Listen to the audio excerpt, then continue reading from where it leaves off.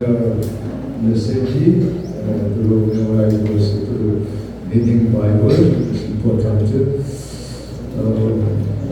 We read the Bible, Isaiah chapter 41 verse 10. Atong abrihan nato mga Biblia sa Isaías 41 versikulo 10. Isaías 41 10. Be silent before me, you Ayaw kahadlok kay maguban ako kanimo. Ayaw kabalaka kay ako mo ang imong Dios. Ligunon o tabangan ko ikaw, panalipdan o luwason. let us begin together at the place of judgment.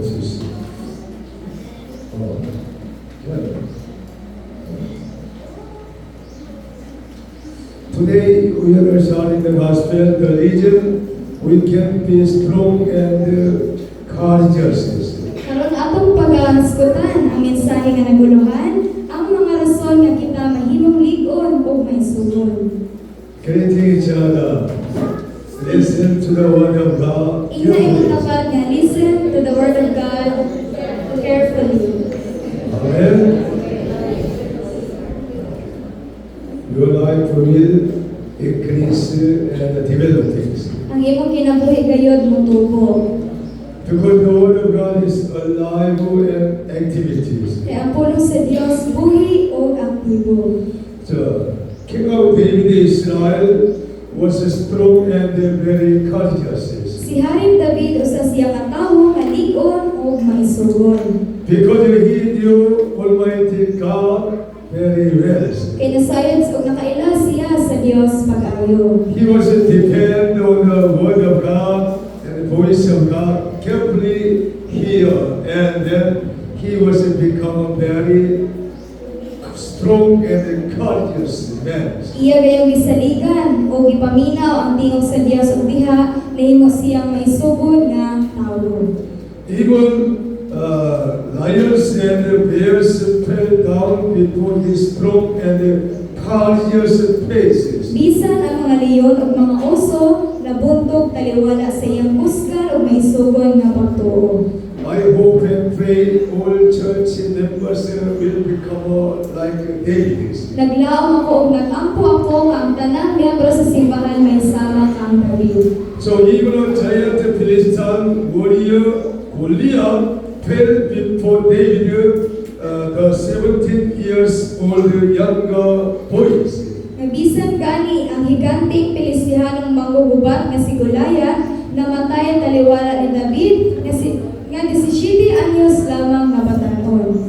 This was not because of the David had the power and the strength. Dili kini tungod kay si David adunay kahom ug adunay kusog.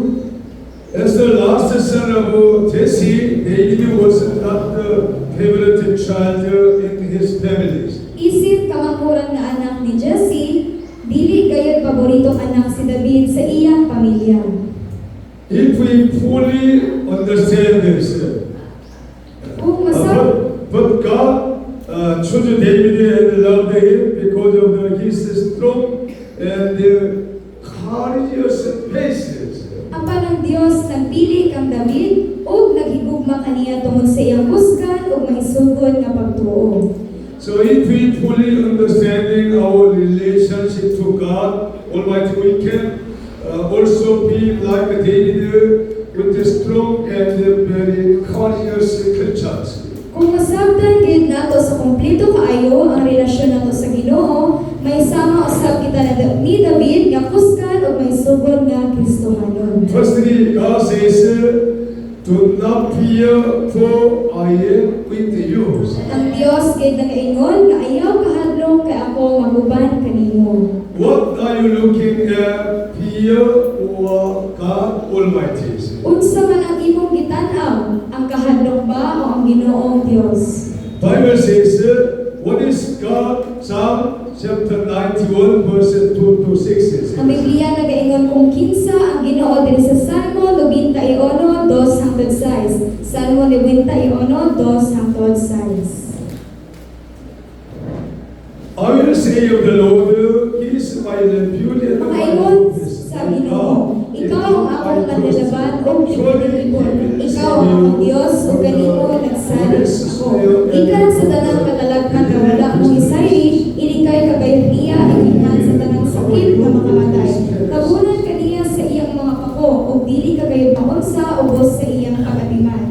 Ang iyang pagkamaunumon, manalipod o magbantay kanimo, dili kaon niya mahadlok sa mga katalagman sa kagabion, o sa mga odyo nga naghadyo panahon sa adlaw, o sa mga sakit nga mohambak diha sa kangitngit, o sa kadautan nga molaglag panahon sa adlaw.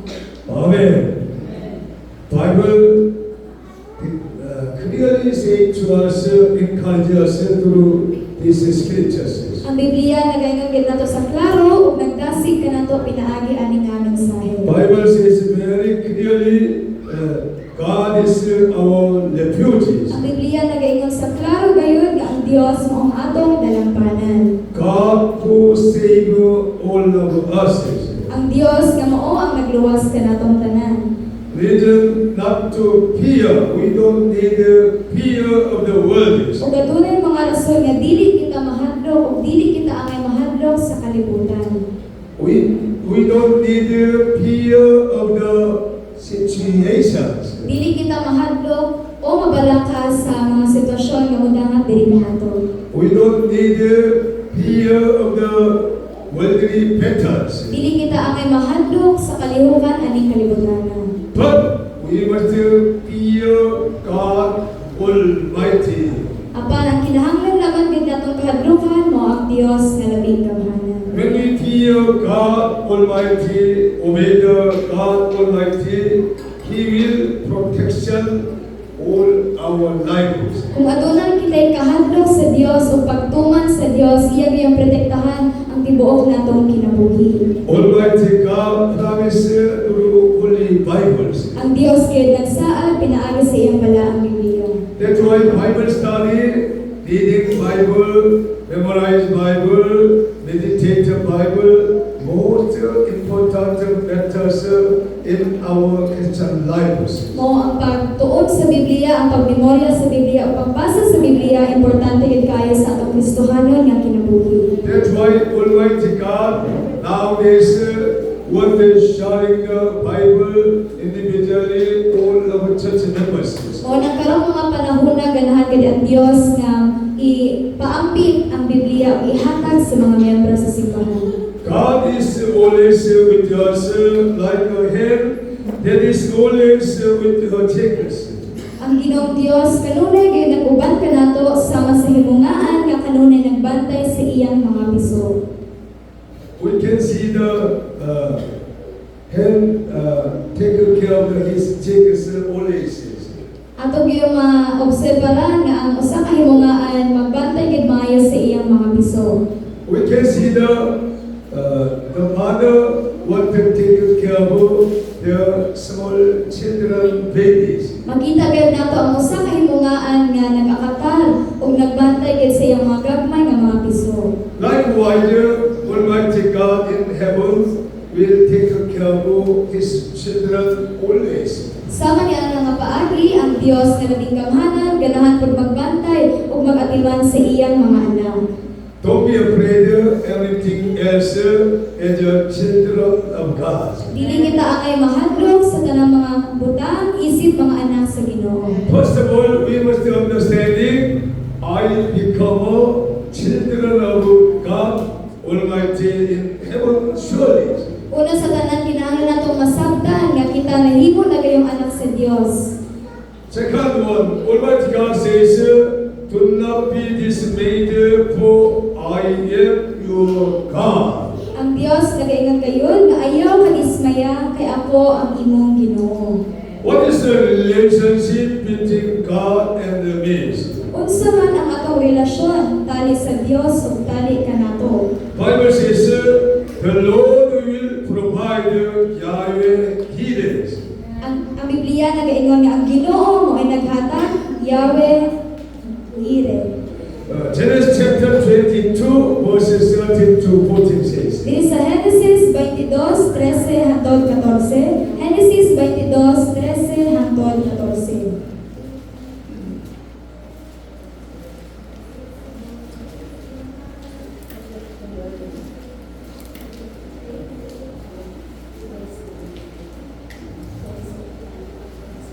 we'll read together. Itong basahon, bitanaw si Abraham ug nakita niya ang usa ka langit kardero kasang sumay na sangit dito sa usa ka sampingin. Ikuha niya kini ug gihalad pinaagi sa pagsunog ili sa iyang anak. Ginganlan ni Abraham kantong David ug ang Ginoo maoy naghatag. Hangtod karong adlaw nag-ingon ang mga tawo, dito sa bukid sa Ginoo ang Ginoo naghatag. Amen. Almighty God tested Abraham. Ang Ginoong Dios kay iya kayong isulayan si Abraham. But Abraham fully obeyed the word of God, sacrificed his begotten son, only son Isaac, and the burning offerings. Apan si Abraham iya kayong gituman pag-ayo ang sugo sa Dios iyang isakripisyo ang iyang anak nga si Isaac. Abraham prepared the altar to slaughter his son Isaac on the altar as a burnt offering to God Almighty. Iya gayong gibutang ang iyang anak dito sa altar o iyang giandam para sa paghalad sa pagsunog. When the Abraham wanted to kill his son Isaac on the altar, Almighty God know Abraham fear God Almighty very wholeheartedly. Sa iyang pagpatay sa iyang anak nga si Isaac nang hibalan gid sa Dios nga si Abraham aduna gay kahadlok diha kaniya. What is the meaning of the fear God Almighty? Unsa may pasabot aning pagkahadlok or nay kahadlok sa Ginoo? The Bible says, fear God meaning is the fully obey the order of God. Ang Biblia nagaingon nga kung aduna kay kahadlok sa Ginoo, ikaw gayud na mutuman sa iyang mga sugo. If you fully obey the word of God, you will fear God Almighty very well. Kung ikaw gayud mutuman sa klaro sa kompleto gayud sa iyang mga sugo, aduna kay kahadlok diha sa Ginoo. You will become a blessing like Abraham. Mamahimo kang panalangin sama ni Abraham. Bible promise like whites. Ang Biblia nagasaad gayud sama ni Allah. Also, the Lord who heals Yahweh Rapha.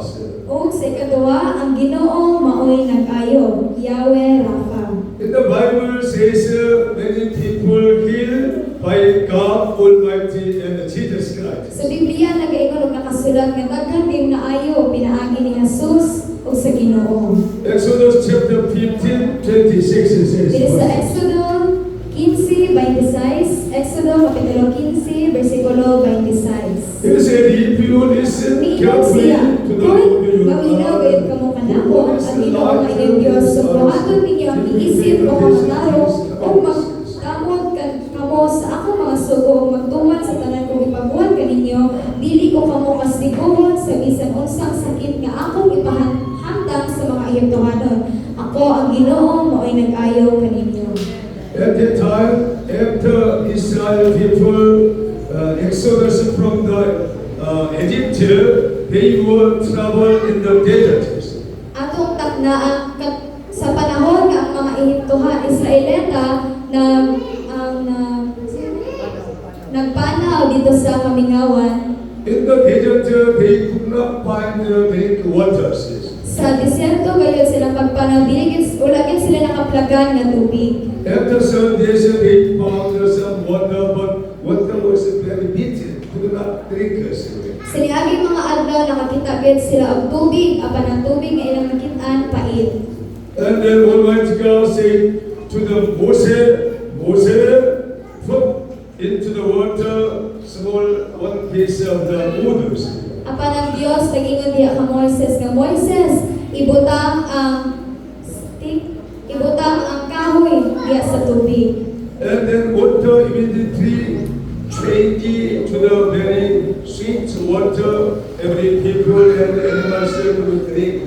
Ug nausog gayud ang lasa sa tubig gikan sa pait ngadto sa tamis ug ang tanang mga tawo ug tanang mga hayop nakainom. This is the example why Jesus died on the cross. Mao kini usa ka pananglitan nganong namatay si Jesus dito sa cross. Jesus crucified on the cross for salvation of our souls through his death bodies. Si Jesus nagpalansang dito sa cross para sa kaluwasan sa atong mga sala pinaagi sa iyang lawas. Bible says, for the salvation of our souls, Jesus' body broke and crucified on the cross, shedding his blood. Ang Biblia nagaingon nga para sa atong kaluwasan sa atong mga sala si Jesus kay iya gayong gilansang gid siya dito sa cross. That's why, according to the law of God, by the blood of Jesus Christ, our sins and mistakes would be covered and then erased everything, and we have been purified. People will be saved. Munang sumala sa balaod sa Biblia, pinaagi sa pagpaaga sa dugo ni Jesus, iya naging gitabunan ug iya naging giwala ang atong mga sala. That's why the cross of Jesus Christ is the very important. If you have trouble and sickness problems, you can hold in the cross of Jesus Christ. Pray to God Almighty. He will replacing all your condition very well. Muna kung ang cross kay ni Ginoong Jesucristo importante kay kaayo kung natin mga balatian o mga kasakit sa atong mga kinabuhi, kinahanglan natong hugtan ang cross ubanan sa pagkampo. Also, Bible says, Exodus 23:25. Diri sa Biblia, diri sa basahon sa Exodo Kapitulo 23, versikulo 25. Exodo Worship the Lord 23. your God and His blessing Simbaha ako ninyo inyong Diyos, katagan ko kong pagkaon o tubig, o ayuhon ko ang tanan ninyong mga sakit. Amen. Bible says, worship the Lord God Almighty. I will take you sickness and trouble from your situations. Ang Biblia nakaingon nga kung simbahon imo ang Dios, nga labing gamhanan iya gayong wagtahon ang imong mga kalamian. That's why come to the church, worship to God Almighty is the most important message. Mao na ang pag-ani sa simbahan o pagsimba diri sa simbahan importante gid kaayo. That's why all people must come every Sunday, must come to the church, worship to God Almighty. Mao na ang tanang tawo kinahanglan nga kanang siguro kay kaayo nga mosimba kada Domingo diri sa simbahan. And then you will be blessed as the Jesus Christ promised to us. Ug makabaton kita kapahulayan sama sa gisaan ni Jesus diri kanato. Jesus says to people, come to me, all you who are weary and burdened, I will give you rest, I will heal you. Si Jesus gid nagaingon sa mga katawhan nga duol kamo kanako kamong tanan nga gibug-atan ug gikapuyan sa iyang ipas-an kay papahulayan ko kamo. Also Bible says, Malachi chapter 4, verse 2. Ningon usab diri sa Malakias kapitulo 4 bersikulo 2, Malakias 4:2. When you Apan alam kaninyo nga nagsunod kanako ang akong pagkamatarong musubang sama sa adlaw ug mag-ayos sa mga balagian sama sa binlisiw sa adlaw. Manggula kamo nga maglungso sama sa mga nating baka nga ipagawa sa toril. Amen. Here the God Almighty will make a healing all our sickness weaknesses. Ang pagbaton o kahadlok diya sa Dios paghimo gid kanatong mamaayo sa atong mga sala sa atong mga kahuyang. I will experience sickness, trouble in my life. Nakasinati gid si pastor og kasakit o kasamok sa iyang kinabuhi. And then I must kneel down to God Almighty. Today memorize verse Hezekiah and then pray to God Almighty. God heal my body, replacing my condition very well. Og iya gayong gibuhat sama sa gibuhat ni Hezekiah sa atong gimemorya karon nga niluhod siya diya sa Ginoong Dios ug nag-ampo. So I tell you the truth, important. If you have a sickness or weakness, do not stay in your home very well. Come to the church anytime, come to the church worship service and pray to God, and then you can request your prayer request, and church members and leader will pray for you. You will get well, very well.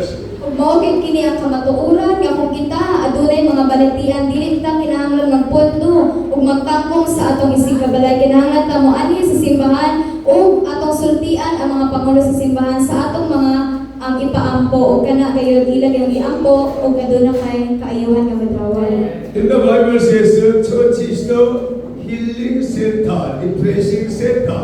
Ang Biblia gid nagaingon nga ang simbahan mo ang dapit sa kaayuhan. All of you church members be wise, you can available church very well in your lives.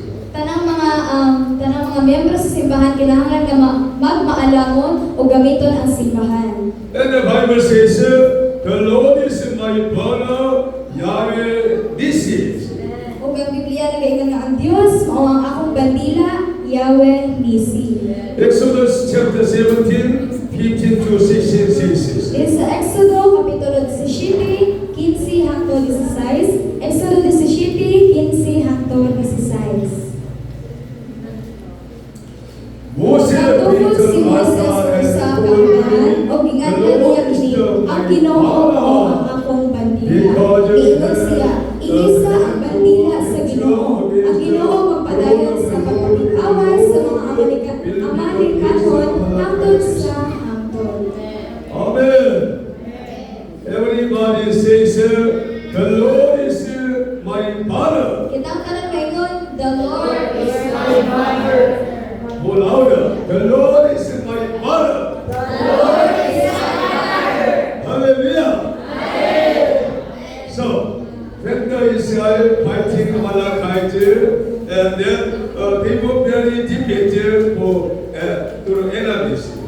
Sa dihang mga Israelita nakikaway sa mga Amalikanon, napildi gayud sila. And then Moses cried on the mountain and lift up hand, pray to God Almighty. Ug si Moises nag-ampong gyud dito sa buntod ug iyang giisa iyang mga kamot ug naghilak diha sa When Ginoo. the Moses lift up his hand and cry to God Almighty, the Israel soldier Joshua make a victory, defeat the enemy very well. Sa dihang giisa ni Moises ang iyang mga kamot pinagi sa paghilak diha sa Ginoo, ang mga manggugubak nga silang Joshua, Josue nakabaton gayud og kadaugan. At the time the fighting was not finishing 1 hour, 2 hour, very long times. Ato nga panahon ang away nila dili gayud mahuman sa usa ka oras o duha ka oras, dugay gid kini mahuman. That's why Moses prayed and very tired and put down the hands. Mao nang si Moises sa diyang nag-ampo siya, kapoy ang iyang mga kamot ug hinahinay niyang gipaubos. When the Moses don't pray very well, it's like defeated by enemy Amalekites. Sa diyang wala na nagtarong og ampo si Moises, ang mga Israelita nangapildi sa mga Amalikanon. There is the assistant appear, Aaron Hul, and cry on the mountain and help Moses. One is the Aaron, one hand Hul, lift up Moses' hand, and Moses could pray very well all day long. Ug aduna si kauban nga naabot nga si Aaron ug iyang gitabangan si Moises sa pag-isa sa iyang mga kamot. This is a very important example. If we do not pray very well, come to the church and help the young people and the church members together. Intercede prayer together, and then you can make a victory very well. Unang sama ni ini kita moanhi diri sa simbahan, motabang sa mga miyembro, motabang sa tanang pangulo aning simbahan kita kayo magkauban sa pagpakigdai.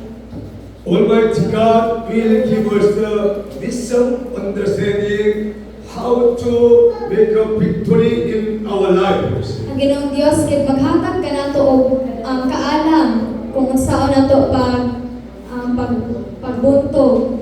So Moses praying was the instrument that moves the hand of God. Ang pag-ampo gayon ni Moises usagid kini siya ka ehemplo nga naglihok or We can move the hand of God through prayers. malihok gid nato ang mga kamot sa Dios pinaagi sa pag-ampo. Hallelujah.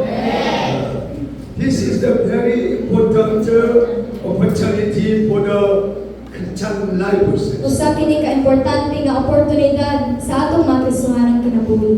When you pray to God, you can move the hand of God. You can move the heart of God. Kung kita gyud mag-ampo diya sa Ginoo mahimo nato paglihok ang iyong mga kamot ug ang iyang kasing-kasing.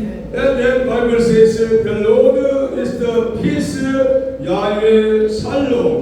Ug ang Biblia nagaingon nga ang Dios mao ang pagigdain, Yahweh Shalom. Bible says, Judges chapter 6, 24. Diri sa Maghuhukom 6:24, Maghuhukom kapitulo 6 bersikulo 24.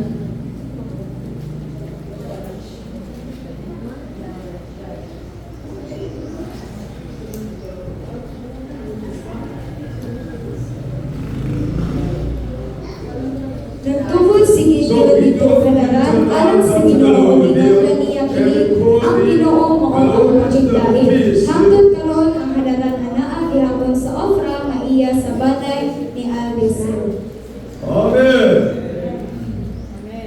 When the Gideon make an altar, the Almighty God appeared to Gideon the night. Sa liyang si Gideon kay naghimo siya og altar, ang Ginoong Dios mapakita kay diha kaniya na gabihuna.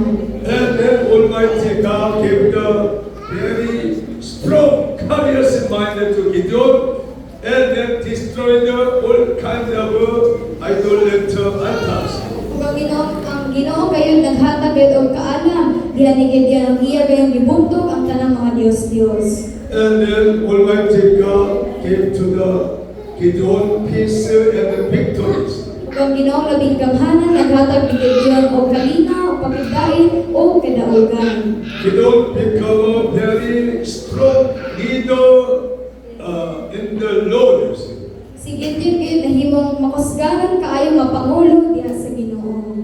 And then King of David confessed, the Lord is my shepherd, Yahweh Lois. Og si Haring David nagsugid diha sa Ginoo nga ang Ginoo ang akong magbalantay, Yahweh Lord. Psalm 23 verse 1. Dili sa Salmo kapitulo 23 bersikulo 1. Salmo 23:1. The Lord is my shepherd, I Ang live Ginoo mao ang akong nothing. magbalantay ug walay nagkulang kanako. Hallelujah. If we understanding very well, the Lord Jesus Christ is my shepherd, my good Lord will be very strengthened and powerful church members and Christians. Kung masabtan gid nato nga ang Dios mao ang atong magbalantay, magahimo gid kitang mga gamhanan ug makusganan kaayo nga mga miyembro sa simbahan. Because the shepherd want to take care of his sheep and the animals always. Kaya usa ka magbalantay, ganahan gayud og makusganan gid kaayo nga magbantay sa iyang mga karnero. God want to take care of his children, all of us likewise. Ang Ginoo gayud ganahan ding mag-amping sa iyang mga anak nga ikaw ug ako sama ni anak nga ang That's magbalantay. why, dear Christians, we must confess every day and night, the Lord is my shepherd always. Mao nang isip mga Kristohanan ang kinahanglan natong isugid sa atong mga ngaben adlaw gabi nga ang Ginoo mao ang akong magbalantay. I lack nothing, all matters. Ug wala kayo nagkulang diri kanako. That's why we can sharing the gospel, we can sharing the what we have material, money, talent, everything to another one. Mao nang mahatag nato sa ubang tawo ang kung unsay ana diri kanato sa atong mga talento, sa atong mga kwarta tanan nga naa diri kanato. And then God will know what you need provide another work, another ways. O ang Dios kay magsupli sa imong ipanghatag pila ka pilo. When you practice what I say to you, you will find the new way in your lives. Kung imo kayo buhaton ang isulti ni Pastor karon dili ka nato aduna kay kadaugan sa imong kinabuhi. Also, the Lord is our righteousness, Bible says. Ug ang Biblia nagaingon nga ang Dios mao ang atong kaluwasan o pagkamatarong. Jeremiah 23, 5 to 6 Dili says. sa Jeremias 23:5 hangtod 6, Jeremias 23:5 hangtod 6.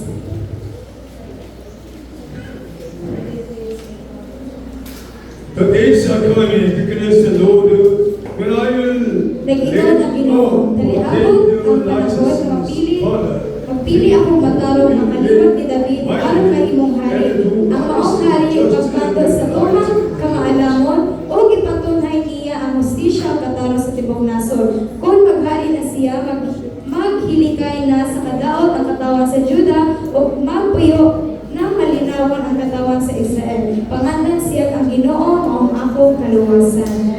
Amen. King of David in Israel, knew very well the Lord God is our righteousness savior. Si Haring David kabalugid siya kaayo nga ang atong Dios o ang atong pagkamatarong o ang kaluwasan. That's why David was not afraid about any kind of situation when the Saul want to kill many soldiers, and then when his son Absalom want to kill him, but he was not afraid about the peoples. Mo nang sa dihang si David nakayagog og mga kalisganan, siya dihang si Absalom kanang patay kaniya, wala gid siya nagpabunto. Because he knew that the Lord was his righteousness savior. Kay nasayon siya ang Dios mao gid ang iyang pagkamatarong ug ang iyang kaluwasan. So we must confess likewise every day and night. Mao nang kinahanglan kang musugid sama niani adlaw ug gabi. You can meditate, continue today's message and continue listen, and then your life will be shining. Makahimo kita pagpamalantong ani nga mensahe karon ug maghatag kini kahayag sa atong kinabuhi. And then Bible says the Lord is there, Yahweh Shammah. Ug ang Biblia nagaingon nga ang Dios, ang Ginoo ani adini, Yahweh sama. Bible says Ezekiel chapter 48, 35. Dito sa Ezekiel 48:35, Ezekiel kapitulo 48 bersikulo 35.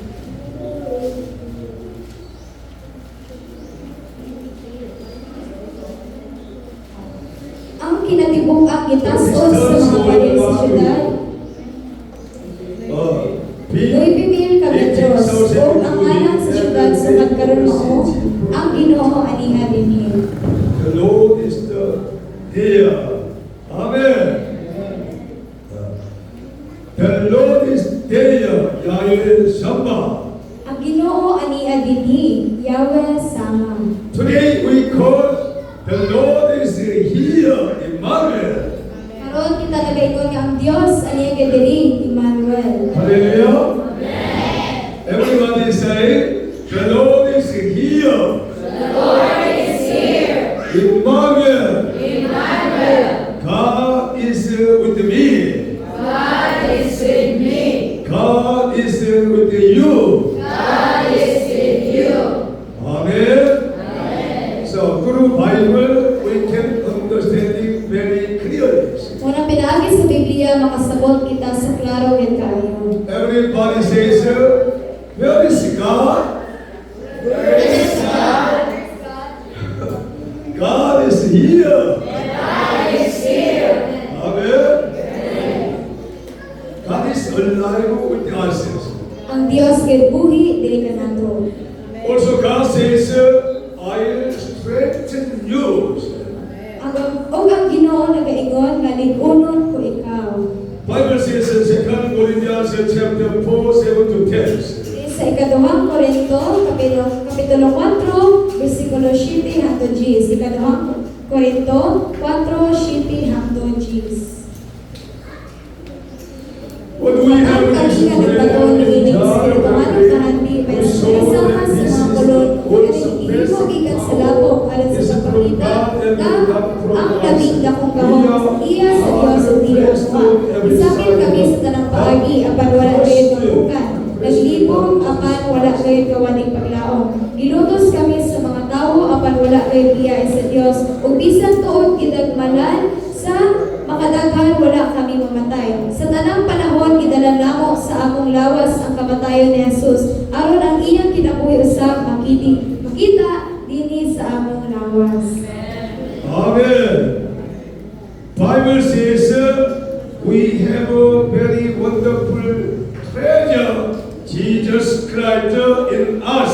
Ang Biblia nagaingon nga aduna gid kitay manitud kaayo nga bahandi ug mao kini si Jesus.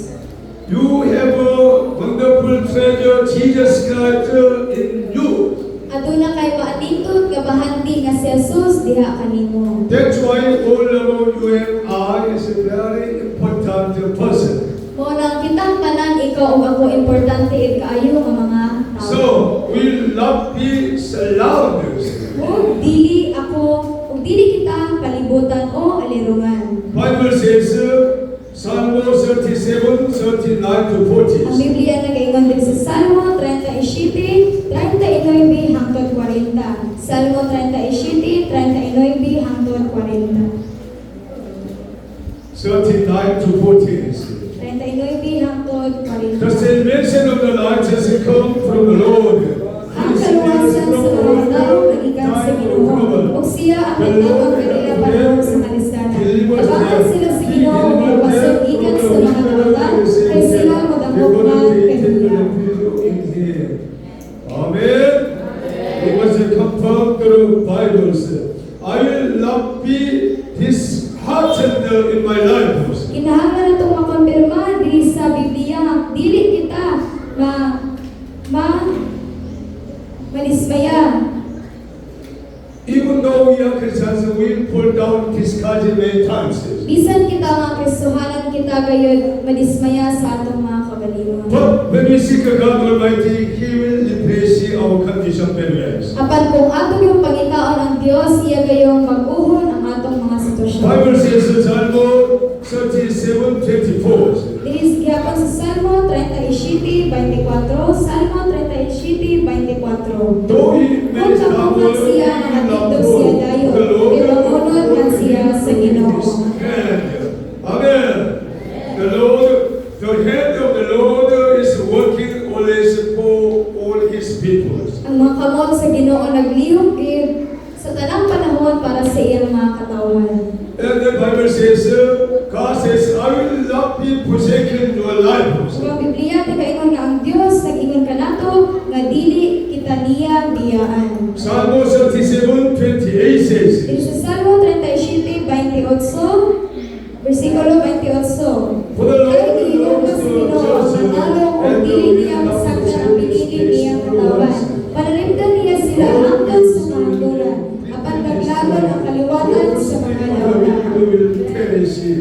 Amen. So that's why we don't worry about anything else. Mo nang kinahanglan dili kita mabalaka. Dili kita kinahanglan mabalaka sa tanang higayon. Almighty God says, I will love pains. Kaya ang Ginoong Dios nag-ingon nga dili ta niya pagyason. Put it in the generators. Bible says in Hebrew chapter 13, 5 to 6. Ang Biblia nag-ingon din sa Hebreo 13:5 hangtod 6. Hebreo 13:5 hangtod 6.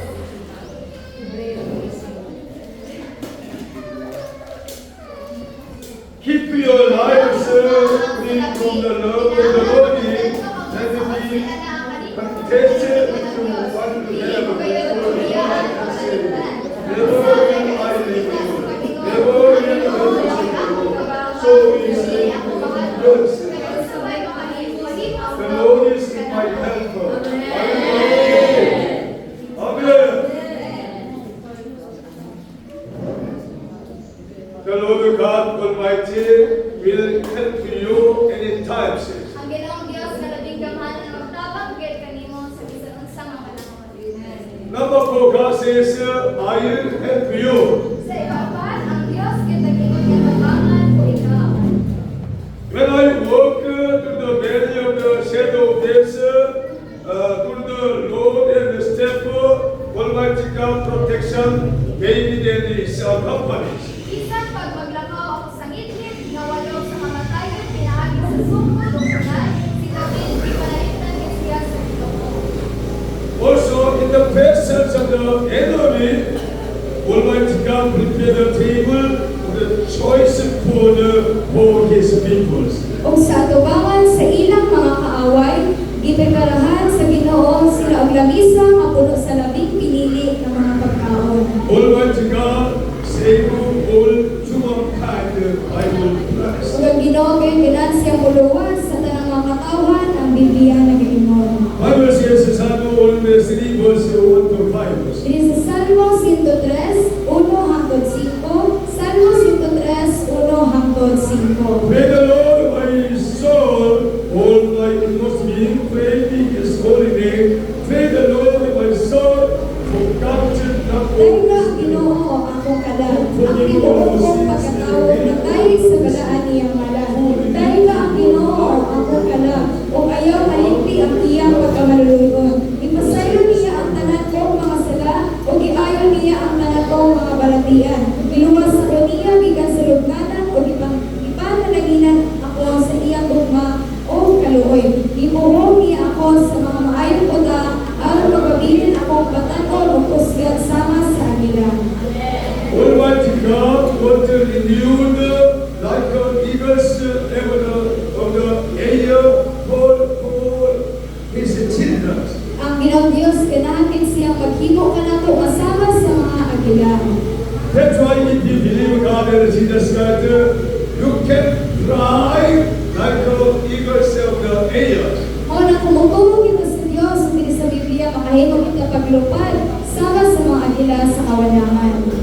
Don't stay in your room very much times. Dili kita kinahanglan magpungko o pabilin sa atong mga balay sa tanang panahon.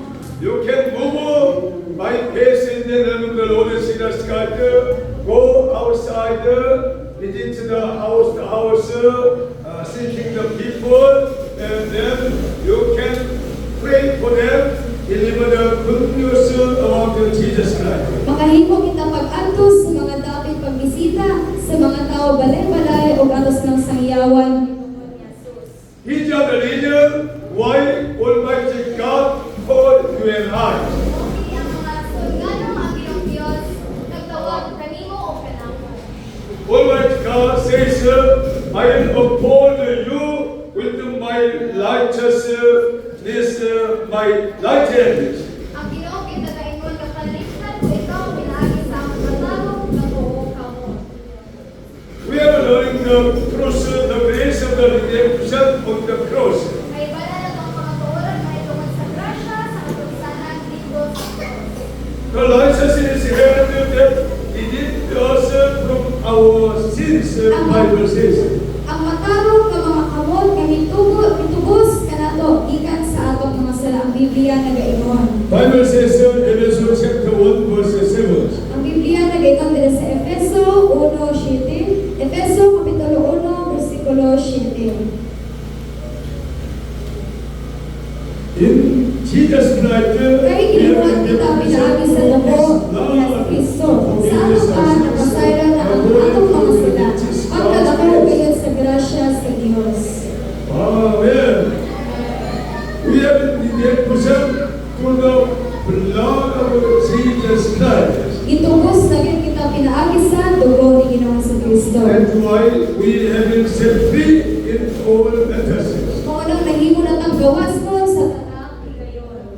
The hand of the power which holds us love, the hand of forgiveness, holiness, healing, blessing, and eternal heaven. Ang kamot sa kamot nga nagpupot kanato uban sa agma, kamot sa pagpasayo, pagkabalaan, ka